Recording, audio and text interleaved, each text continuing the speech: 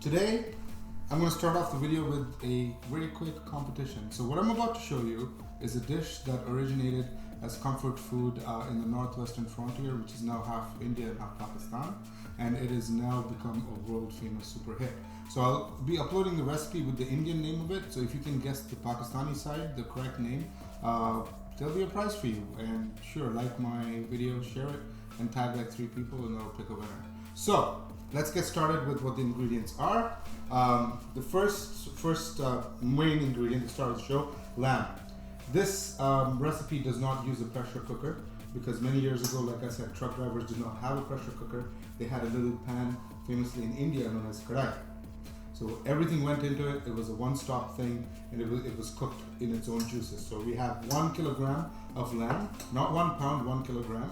And in proportion, we have 500 grams of white onions, thinly sliced, and we have the whole garam masala. So we have a couple of bay leaves, two 1-inch cinnamon sticks, 2 types of cumin. There's the black cumin and the regular. So the black cumin is known as Shahi Zira. There's a little bit of mace called Javitri, and freshly cracked black pepper. These are a few of my own optional ingredients, feel free.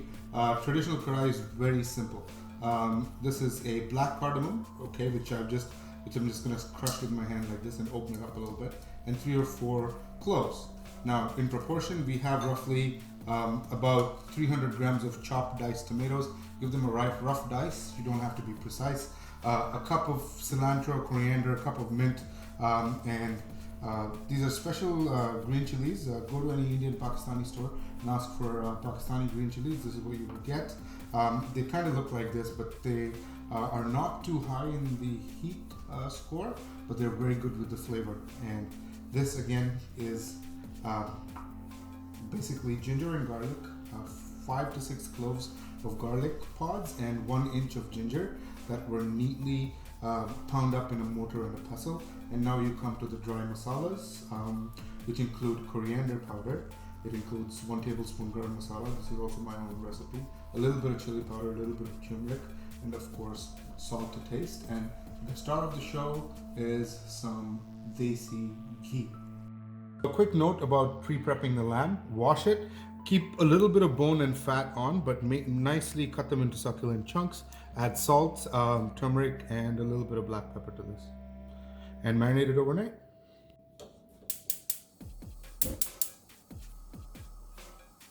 So, to start off with, some ghee. This is roughly 3 tablespoons of ghee, and you can use any vessel. Try to make sure that it's non-stick if you can. A traditional Kadai is not commonly found. I have it, but for the ease of my audience, I'm just showing a regular flat bottom pan that you can put a lid on so that the mutton can simmer and boil in its own juices, along with the juices generated from the onion and the tomatoes as well. So melt the ghee. That's the first step. As you can see, the ghee is now already melted. It takes about 2 minutes if you have a good stove. Traditionally, folks, as story goes, this was actually cooked on coals for a long period of time. When truck drivers stopped for dinner at around 5:36, they put all the ingredients on a coal pan, on a Kadai, on a coal, and then just chilled for a bit. Opened up a bottle of spirit and waited for 2-3 hours until the whole curry came together. Had some bread and ate it with them. So come on up. As you can see, the ghee is now melted. First step, add the meat without the masalas, and this is where I want the meat to start to brown. What happens when meat browns? In cooking school, they call it the Maillard effect. Basically, it browns and seals in all the lamb juices so that your lamb is not dry. There's nothing worse than having lamb that's really dry and chewy.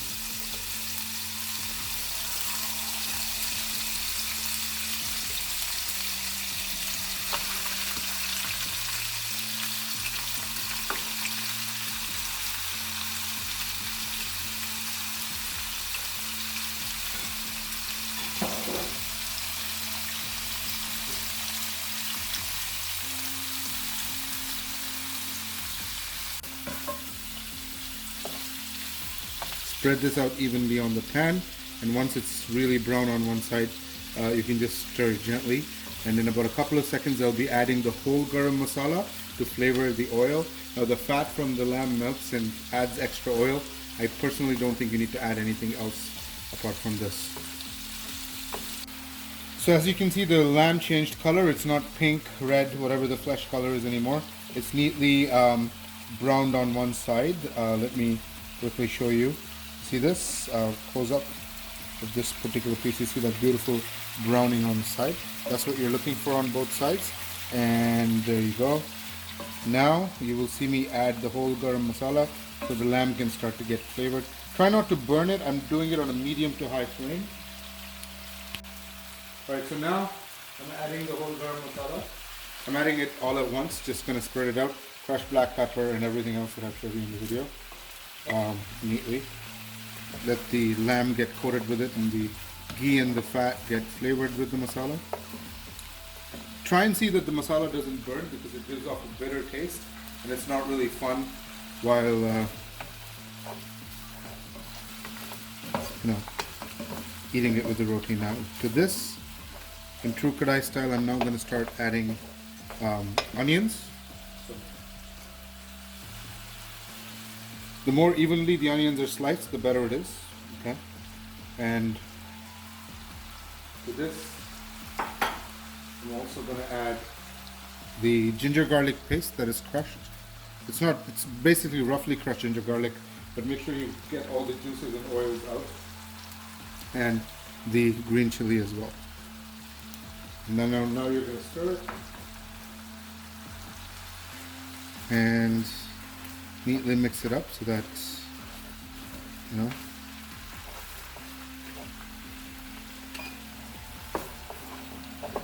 until the rawness goes. So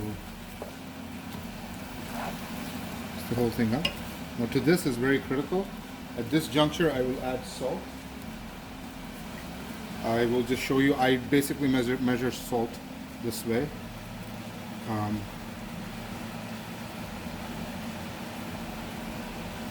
And try to drop it from, the higher you drop it from, the better.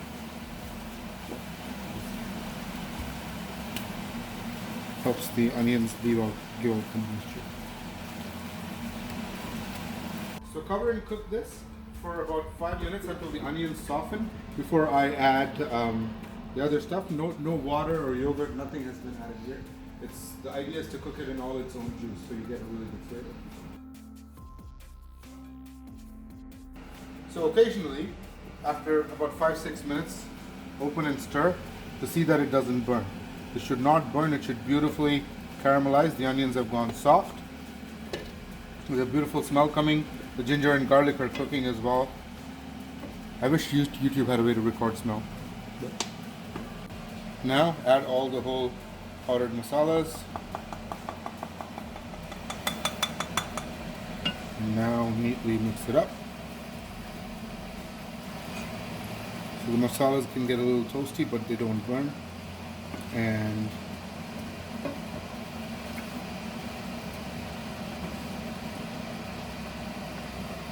cook this for another 5 or 7 minutes on low flame, and then add the tomatoes. So now the onions have caramelized further. A lot of water has been released, so don't need to add any water. The tomatoes bring their own water in too. So these are 2 cooked tomatoes, and let me just quickly give this a stir before I put the other things in. This should be enough. Should be enough to add the juice or the moisture. Don't add anything extra.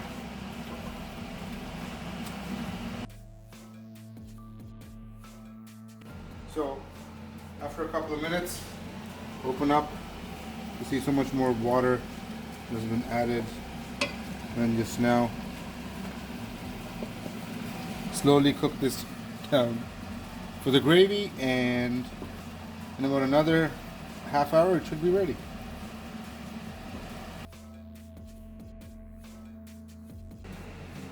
So let's just check and see what's going on with this. Wow, this looks amazing. The oil is slowly starting to separate. There's some good caramelization going on. Just so you know, fun fact for you guys, onions do contain a lot of sugar. That's why if you ever taste golden fried onions, they taste sweet. So caramelization is very important.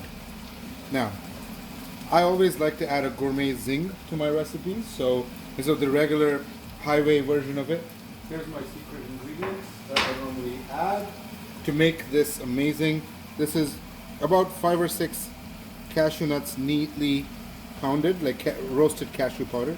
This takes your regular lamb to the next level, right? And to add a little more sourness, you can actually eat it like this, no problem.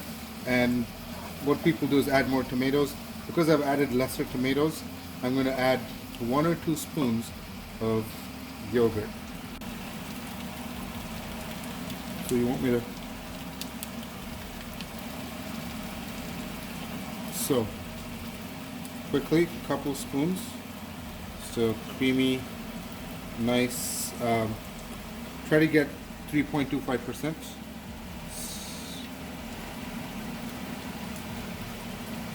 There you go. That should be good enough. Don't add too much. The yogurt will split. Add just a little bit, and that should be enough for the whole thing. And now once you do that, I will also be adding the mint and coriander. I'm going to leave some for garnish, but mint leaves, lamb and mint, amazing combination. There you go. Mix that up neatly. And now let it simmer for another 20 minutes, and then it will be ready. So the Kadai is now done. It's beautifully cooked, caramelized, and it's ready to serve piping hot with naan or hot rice. Alright, so garnish this on a bed of hot rice with some ginger juliennes and a beautiful sprig of lime juice, and enjoy.